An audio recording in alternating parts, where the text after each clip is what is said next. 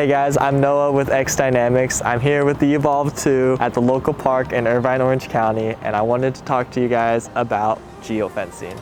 Geofencing is definitely a controversial topic in the drone community. There are a lot of people that are for it and there are a lot of people that are against it. So today I just wanted to talk to you guys about what geofencing is, the pros, the cons of it, and where we XDynamics stand with geofencing. So for starters, what is geofencing? Geofencing is practically an invisible wall that prevents drones from flying in certain restricted areas. Drone companies and manufacturers implement this inside their drones to prevent drones from flying in places that they shouldn't be. You'll see these a lot at airports or military bases where they just don't want drones flying willy-nilly across because it could be pretty dangerous. So geofencing allows for more safety, responsibility, and accountability, and just overall provides a more controlled environment. Now with that said, there are still a lot of complications with geofencing. For example, in certain restricted areas, you could probably get permission and confirmation to fly in that zone. However, with geofencing, when that drone is in a restricted area, most likely it will not get off the ground, even if you do have permission from the local authorities. Another issue with geofencing is that the areas of restriction are often very large. For example, at the park I'm sitting at right now, we are near the local city airport, and if I had a drone with geofencing, I most likely would not be able to fly and get shots of this park. This can be an issue, especially if you're doing drone work for business. For example, real estate, if you are near an airport, an area of restriction,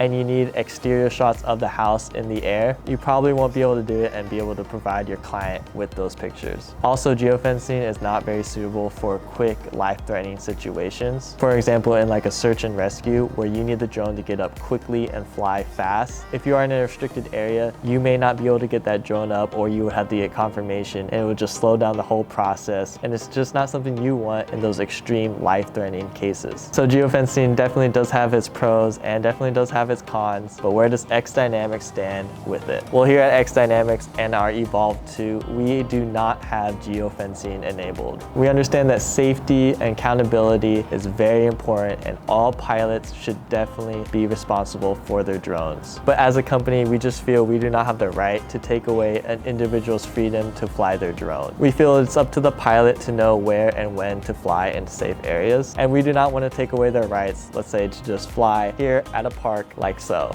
But then again, geofencing is a controversial subject. There are a lot of benefits, there are a lot of cons, and we definitely do see both sides. So if you have any questions, concerns, we would love to also hear your thoughts on this topic and where you stand with it. With that being said, I hope to hear from you. Check out our Evolve 2, and I'll talk to you guys next time.